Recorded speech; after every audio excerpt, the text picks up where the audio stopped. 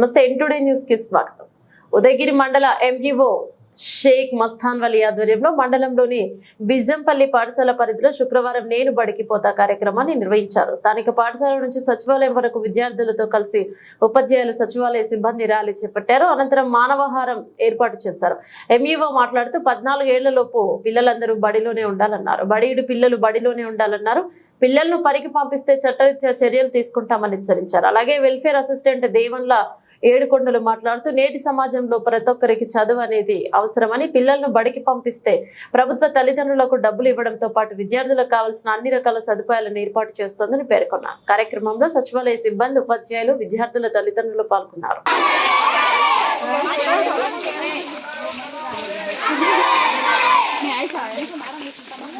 అనేటటువంటి కార్యక్రమంలో భాగంగా మన పాఠశాలను సందర్శించడం మరియు మన గ్రామంలో జరిగేటటువంటి ఈ ర్యాలీని జయప్రదం చేయడంలో ఆయనే ముందుండి నడిపించడం జరుగుతూ ఉంది.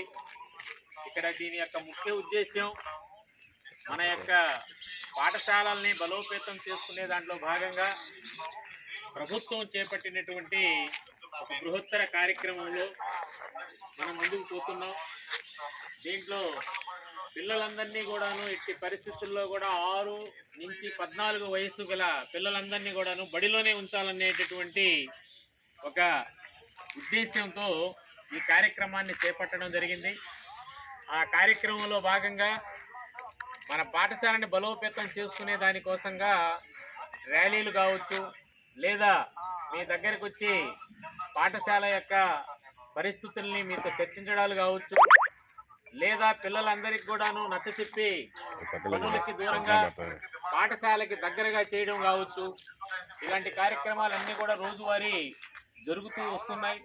వాటిల్లో భాగంగా మన మండల విద్యాశాఖాధికారి గారు ఈరోజు మన పాఠశాల సందర్శించడం మనందరి తరపున ఆయనకి ధన్యవాదాలు తెలియజేస్తూ, కొద్దిగా ఎండ తీవ్రత ఎక్కువ ఉంది కాబట్టి సార్ని తమ విలువైనటువంటి సందేశాన్ని ఇవ్వాల్సిందిగా కోరుతున్నాం.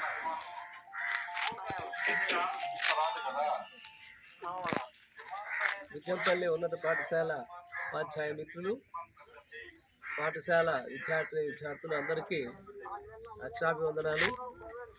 ఈరోజు ఒక మంచి కార్యక్రమానికి మనం అందరం గ్రామంలో పర్యటించి మరి పెద్దలతో మనం ముచ్చటించి మన ప్రభుత్వ పాఠశాల బలోపేతానికి, మన అందరి అభివృద్ధి కోసం వాళ్ళ సహకారాన్ని కోరుతూ మనం గ్రామంలోకి రావడం జరిగింది.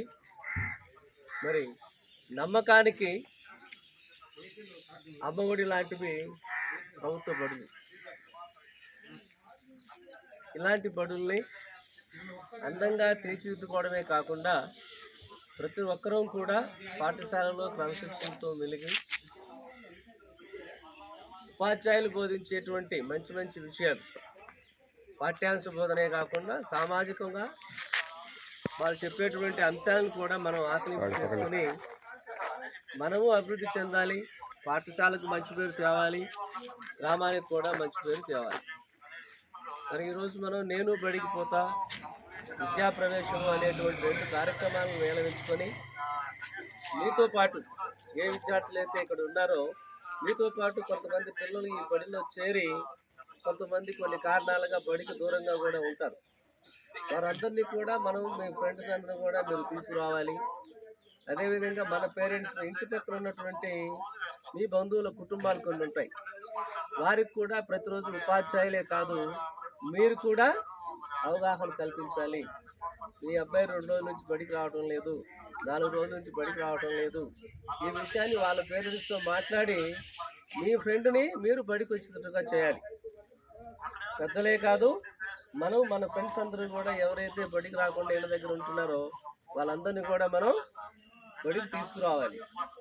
మన బడిలో మీరు ఏమి నేర్చుకుంటున్నారు, మీ టీచర్స్ ఏం చెప్తున్నారు, మీకు ఎంత అందంగా ఉంది, ఎంత విజ్ఞానం మీకు కలుగుతుంది అనేటువంటి విషయాన్ని ఇళ్ళ దగ్గర మీ పేరెంట్స్తో కూడా మీరు చెప్పాలి. బడిలో ఏం జరుగుతుందనేది పేరెంట్స్ మనకు తెలియదు. మీ టీచర్స్ నేర్పించేటువంటి మంచి మంచి విషయాలన్నీ కూడా ఇంట్లో చెప్పి, అసలు ఇంట్లో మనం ఉండకూడదు, ఎప్పుడు బడికే వెళ్ళాలి, సాయంకాలం 4 గంటల వరకే కాదు, ఇంకొక 2 గంటలు బడి ఉంటే బాగుంటుంది, అనే విధంగా మీరు ఉపాధ్యాయులు కలిసి బడికి ఒక మంచి పేరు తీసుకురావాలి.